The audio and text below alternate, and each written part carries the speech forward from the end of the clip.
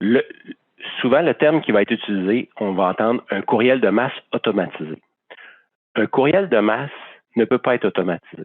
Il pourrait être prévu pour une date précise, si on le veut. Donc, on pourrait créer un courriel à partir d'une ébauche qu'on pourrait prévoir pour une date dans le futur, pour une date X, à la date et l'heure qu'on désire, et il va s'en venir dans les prévus. Ça, on va appeler ça un courriel de masse.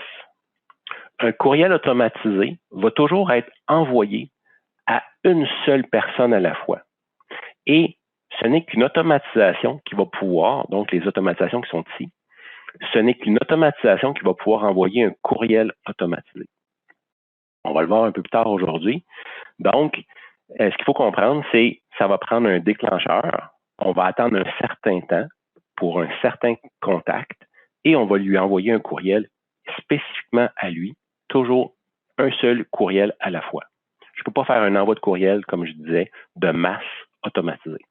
Un courriel de masse va toujours être, comme je vous le disais, à une date et une heure précise. Tandis qu'un courriel automatisé va arriver aléatoirement selon les interactions qu'on va avoir eues avec Centrix. Donc, que ce soit suite à une action qui a eu dans Centrix. Exemple, on pourrait faire un envoi de courriel s'il y a eu un nouveau contact qui serait rentré dans le système. Donc, si j'ai eu imaginez-vous que j'ai un formulaire web que j'aurais pu avoir.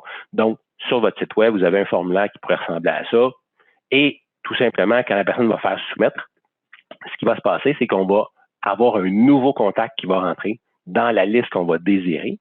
Et à partir de là, on pourrait faire un envoi de courriel, l'auto-réponse, l'auto-reply qu'on pourrait faire, une accusé-réception qu'on pourrait envoyer à cette personne-là. Donc, quand je vais venir ajouter un nouveau formulaire sur mon site web ou ailleurs, je pourrais interagir de la façon que je veux à partir de là. Ça peut être, suite à une nouvelle inscription à une infolettre, entre autres, qu'on pourrait avoir aussi. La personne, encore une fois, sur un site web, des choses comme ça, la personne s'inscrit à notre infolette, on pourrait envoyer juste un courriel de remerciement. Souvent, de plus en plus, ce qu'on va retrouver sur les différentes plateformes, on va retrouver quelqu'un qui voudrait s'inscrire pour avoir un livre blanc, un e-book. Donc, on pourrait faire un envoi d'un courriel avec le contenant le e-book, le livre blanc. Et tous ces courriels-là que je vous parle, ce sont des courriels automatisés. Donc, comme je vous expliquais, si vous voulez partir à partir d'un formulaire, mais vous allez pouvoir venir ici dans les formulaires, vous allez créer vos différents formulaires que vous allez vouloir utiliser et vous allez pouvoir vraiment utiliser ce formulaire-là pour le déposer, exemple, sur votre site web pour pouvoir aller chercher de l'information, recueillir de l'information de vos différents contacts. Aujourd'hui, ce qu'on va faire, c'est qu'on va s'imaginer que c'était une nouvelle inscription sur le site web. On va venir ici. Évidemment, si je voulais faire un envoi de courriel de masse, je viendrais dans les ébauches. Par contre, aujourd'hui, ce qu'on va aller faire, c'est un courriel automatisé. Donc, on va s'installer dans le sous-module courriel automatisé et on va venir ajouter un nouveau courriel automatisé. Ici, on voit tous nos courriels automatisés qui existent déjà dans le système et on va pouvoir venir ici rajouter un nouveau courriel automatisé. Ici, ce sont nos gabarits de courriel qu'on aurait fait au préalable, qu'on a déjà vu dans un autre webinaire. Donc, on va retrouver nos fameux gabarits courriel ici. Ça, c'est ceux que vous allez avoir fait, que vous allez avoir déjà préparé à l'avance.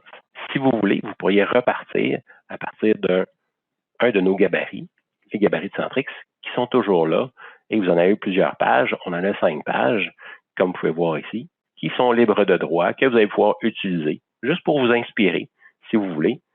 Vous inspirer de celui que vous voulez, et vous allez pouvoir le modifier, changer les images, changer le texte, tout changer ce qui est à l'intérieur. Aujourd'hui, ce que je vais faire, c'est que je vais prendre, on s'imagine, c'est un accusé de réception, suite à la réception d'un nouveau contact via mon formulaire web. Donc, je vais prendre celui-là ici.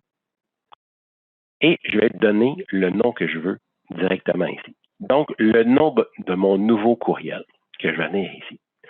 Le nom de mon courriel, je vais pouvoir vraiment l'appeler comme je veux, c'est pour vous, à l'interne, que vous allez pouvoir faire, que vous allez pouvoir mieux identifier votre fameux courriel, pour vous à l'interne.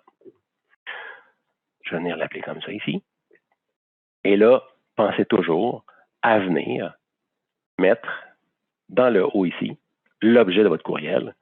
Donc, je pourrais venir inscrire ce que je désire ici, que la personne va recevoir dans l'objet de notre fameux courriel. Donc, on a déjà vu les différents contenus qu'on peut avoir ici. Aujourd'hui, on va personnaliser un peu plus notre fameux courriel. Donc, on va descendre ici et je pourrais descendre juste au début ici. Et je pourrais commencer à inscrire ce que je veux à l'intérieur. Exemple, je pourrais marquer bonjour. Je vais vous le grossir un petit peu, ça va être plus intéressant pour que vous puissiez mieux voir. Comme ça ici. Donc, on a déjà vu rapidement les balises personnalisées. Mais aujourd'hui, on va les regarder un peu plus en détail. Si vous voulez, vous pourriez personnaliser vraiment au complet votre fameux courriel. Donc, un bonjour avec un remerciement et vous allez pouvoir l'adresser directement à la personne. Donc, si je viens ici, je pourrais marquer soit le prénom et ou le nom de famille que je veux pour la personne. Donc, je pourrais marquer soit bonjour François ou je pourrais marquer bonjour Monsieur Gagnon. Et dans un cas que je voudrais faire ça, ce que je viendrais faire, c'est que je viendrais mettre ici ma balise, la salutation. Donc, dans le cas qui est ici, ce qui serait marqué, ce serait marqué bonjour Monsieur François Gagnon. Si j'ai ces informations-là qui sont inscrites dans ma fiche de mon contact.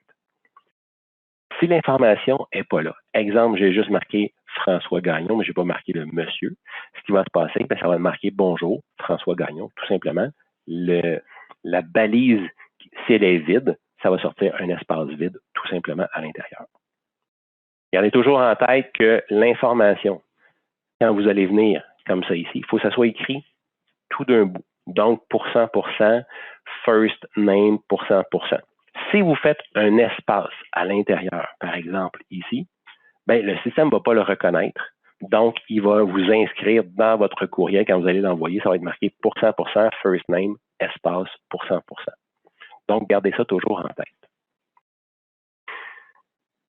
Si vous voulez, vous pourriez même dire, selon le formulaire, selon les informations que vous aviez recueillies, vous pourriez même venir insérer les champs personnalisés qu'on a déjà vu dans le passé aussi, un champ personnalisé que vous auriez pu créer dans une fiche d'un contact ou d'un compte, ici, et vous allez pouvoir inscrire vos différents champs personnalisés que vous auriez déjà créés à l'intérieur de votre contact. Autre chose que vous allez pouvoir faire aussi, vous allez pouvoir inscrire le fameux, pour pouvoir se désinscrire, se désabonner.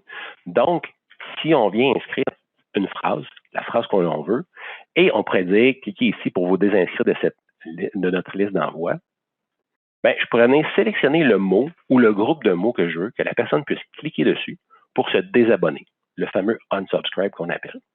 Donc, pour ce faire, je sélectionne le mot ou le groupe de mots que je veux, et je viens dans mes liens spéciaux juste ici, et je vais faire désabonnement. Et aussi simple que ça, la personne va pouvoir cliquer sur le fameux désinscrire qui est ici, et ça va ouvrir une fenêtre à la personne qui va dire, voulez-vous vraiment vous désabonner de cette liste? Et si la personne répond oui, ça va aller mettre un petit crochet dans la fiche du contact avec la date que la personne s'est désabonnée. Bon, évidemment, on met toujours ça dans le bas d'un courriel en tout petit comme ça ici. Je l'ai mis en haut, un peu plus gros, juste pour que vous puissiez mieux voir à l'intérieur de tout ça. Ce que vous pourriez faire aussi, vous pourriez rediriger quelqu'un vers votre site web ou des choses comme ça. Donc, ce que je pourrais faire ici, c'est que je pourrais juste indiquer le nom de ma compagnie ou je pourrais dire visiter notre site web, comme ça ici. Et je viens encore une fois sélectionner le mot ou le groupe de mots que je veux, que la personne puisse venir sélectionner, cliquer dessus pour pouvoir ouvrir ma fameuse page dans le cas qui est ici. Donc, je venais ici insérer un nouveau lien. Et là, il va me demander c'est quoi mon URL. Ce que je vais faire, c'est que je vais venir insérer mon site web tout simplement comme ça ici, que je vais pouvoir venir insérer comme ça. Et vous allez voir, il va vous parler du HTTP. C'est correct, le système va aller vous le rajouter. Vous n'avez pas à vous inquiéter par rapport à ça. En faisant ça, ce qui va se passer, évidemment, on comprend que ça va nous amener à la bonne page. Il y en a qui vont me dire, pourquoi on n'a pas juste marqué le site web en tant que tel, www.centrix.one? Oui, dans un cas comme ça, c'est facile à savoir où on va aller. Par contre, si je veux emmener quelqu'un sur une page très spéciale, donc www.centrix.one/fr/COVID-19 et ainsi de suite, ça ne fera pas très, très beau. Donc, plutôt que de mettre un URL qui n'est pas très, très beau, on pourrait y aller plus de cette manière-là. Autre chose, si vous voulez, vous pourriez laisser vos coordonnées dans le bas du courriel. Donc, vous pourriez soit inscrire directement vos coordonnées directement, ou vous pourriez poser la question à la personne, avez-vous des questions?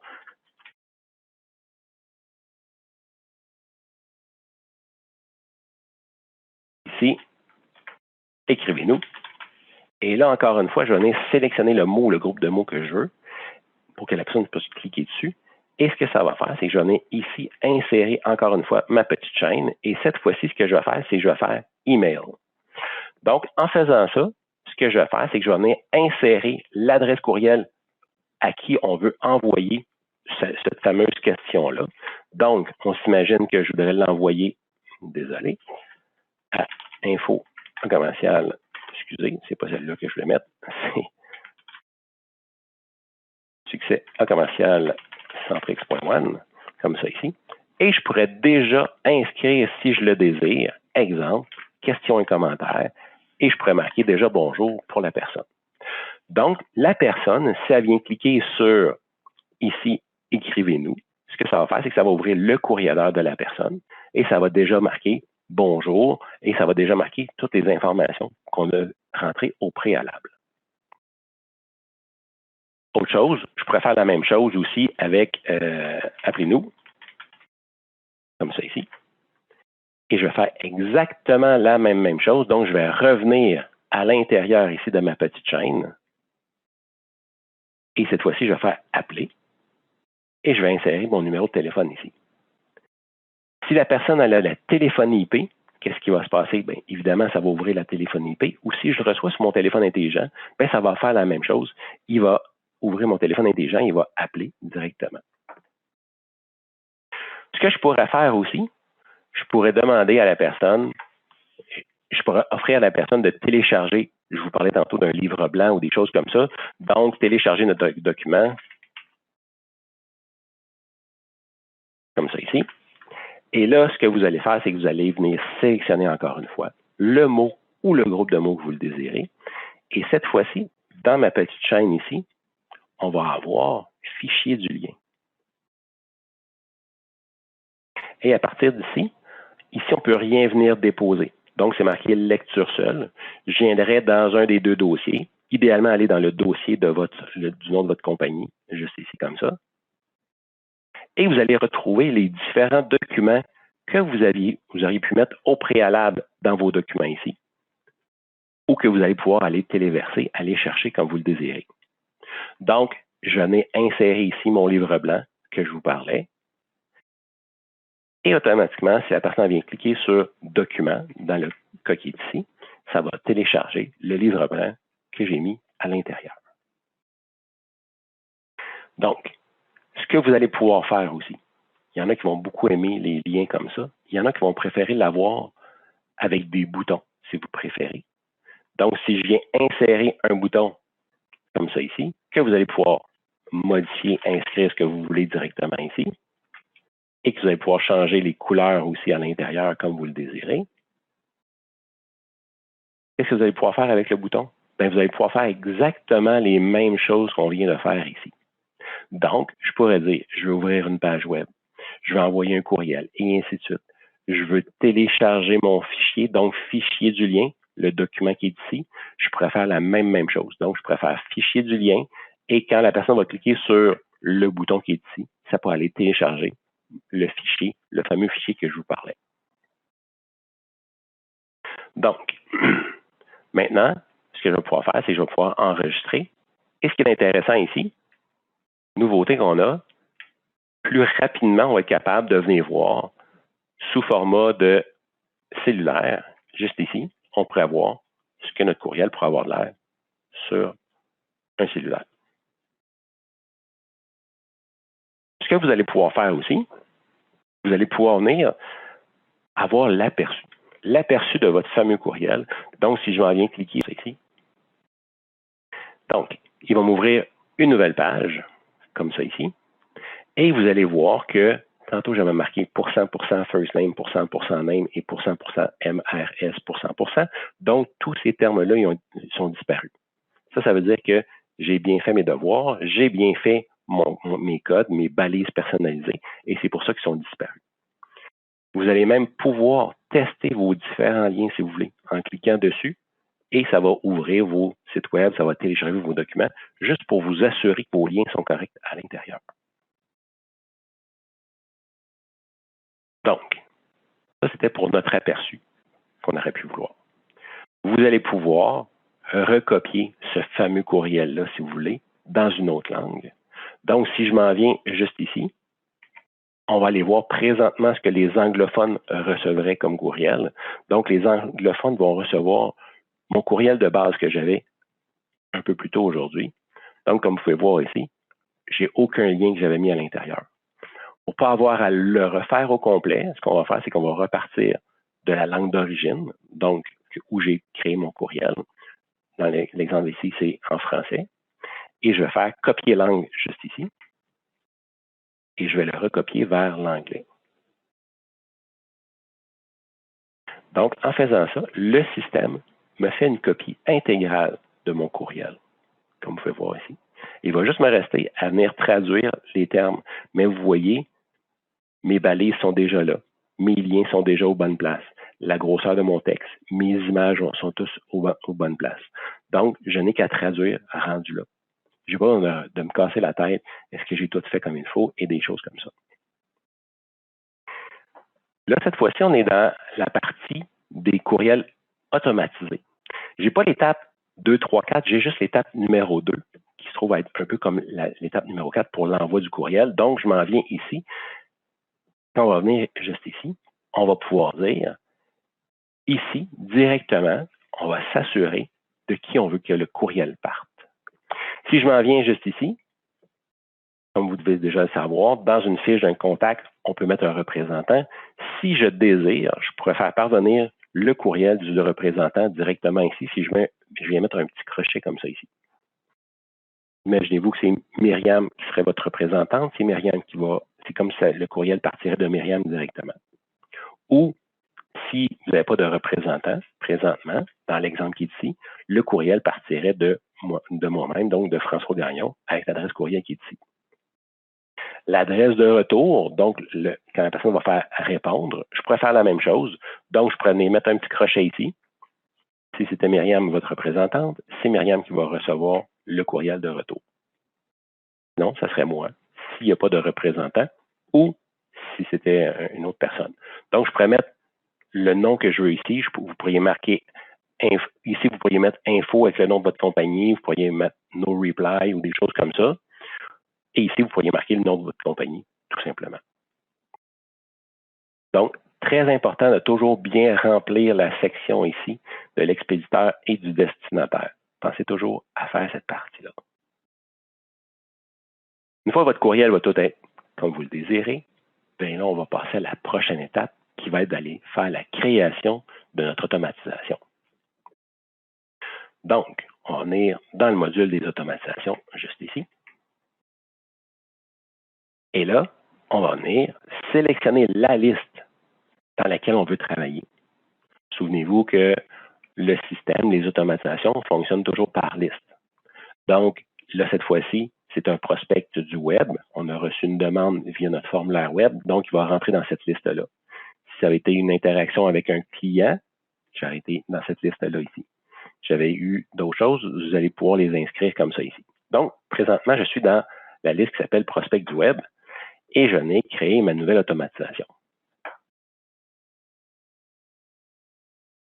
Je pourrais l'appeler comme je veux, c'est envoyer courriel d'autoréponse